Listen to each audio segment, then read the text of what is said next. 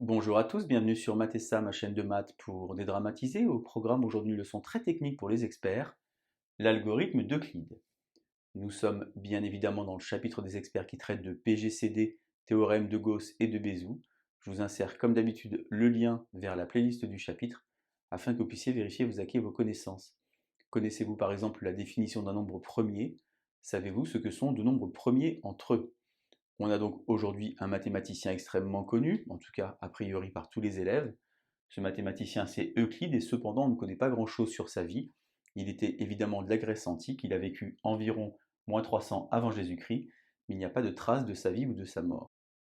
L'objectif du jour est donc de déterminer par le calcul le PGCD de deux entiers naturels A et B qui sont non nuls et qui sont donc donnés.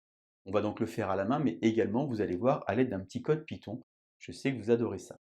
Alors une propriété très importante du cours, j'ai donc A, un entier naturel non nul, et B, un entier naturel non nul, avec évidemment A plus grand que B, et j'ai un nombre R ici compris entre 0 et B strictement.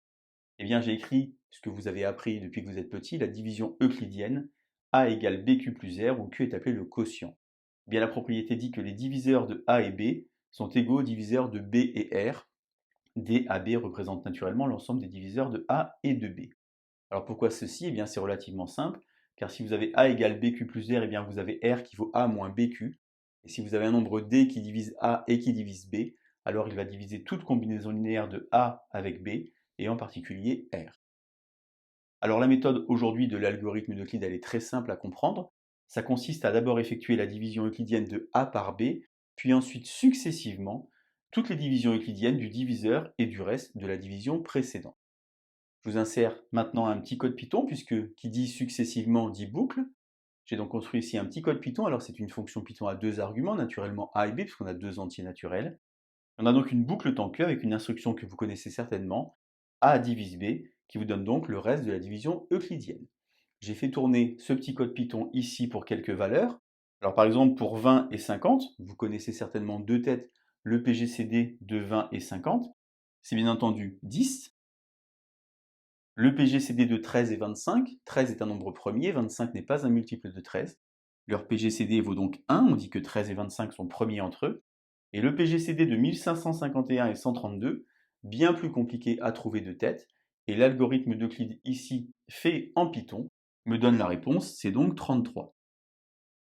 Maintenant, moi, ce que je vais m'attacher à faire, c'est de le faire à la main, pour montrer comment est-ce qu'il faut faire. Donc, j'ai présenté ici sur la partie haute du tableau la présentation donc de l'algorithme d'Euclide. 1551, c'est donc un certain nombre de fois 132. Alors c'est 11 fois 132. Et ici, je vais avoir un reste et je vais mettre un petit code couleur pour que vous compreniez bien. Ce reste est donc ici de 99. Une fois que j'ai ce 99, eh bien, je vais le basculer ici. Dans 132, combien de fois 99? Eh bien, j'ai une fois 99. Et il me reste alors ici 33. Je continue mon petit code couleur. Maintenant, j'ai 99. Je dois donc trouver combien de fois 33. Il y va donc ici 3 fois. Et vous remarquez évidemment que le reste est nul.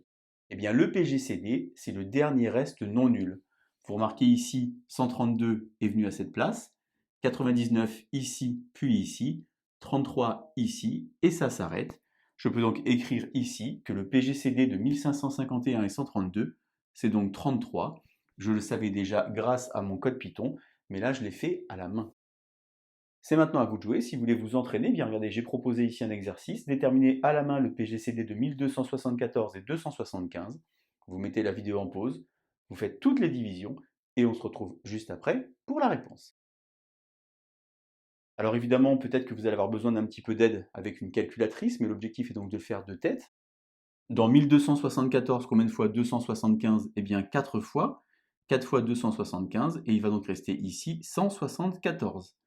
J'ai donc ici pris mon 174, comme tout à l'heure mon 99 bleu, je le mets ici et je recommence. Dans 275, combien de fois 174? Une fois. Il me reste alors 101. Je recommence alors. Je mets mon 174 ici, mon 101 à cet endroit-là, et j'y vais dans 174 une fois 101. Il reste alors 73. Je recommence, je mets mon 101, je mets mon 73, une fois 73 et le reste est de 28. Vous voyez donc, je l'avais vraiment indiqué tout à l'heure en couleur. On est donc sur cette idée de diagonale comme ceci. Et à chaque fois, vous avez comme ceci des choses qui sont en diagonale. J'ai donc ici mon 73 qui est là. Combien de fois 28? Eh bien, 2 fois 28, ça fait donc 56. Et il me reste alors 17. Je reprends mon 28. Je reprends mon 17. Dans 28, combien de fois 17? Une fois 17. Et il me reste alors 11. Je reprends mon 17 et mon 11. 17 égale donc 1 fois 11 plus évidemment 6. Je continue. 11, 6. 1 fois 6 plus 5. Dernière ligne. 6, 5. 1 fois 5 plus 1. Lorsque j'arrive ici à 1, eh bien c'est terminé, car le PGCD est le dernier reste non nul, ou bien le 1 que j'obtiens ici. Je peux donc affirmer que 1274 et 275 ont un PGCD qui vaut 1. En d'autres termes, ces deux nombres ici sont premiers entre eux. Alors vous voyez sur ce petit exemple, ça pose quand même une question sur l'efficacité et le nombre de lignes. Vous avez qu'avec un petit code Python très court que je vous ai remis en haut de l'image, vous obtenez très rapidement la réponse. Voilà donc algorithme d'Euclide. Retenez bien cette idée. Avec le code couleur, c'est extrêmement facile à comprendre. Je vous laisse donc vous entraîner et je vous dis à bientôt sur Matessa. Bonne journée.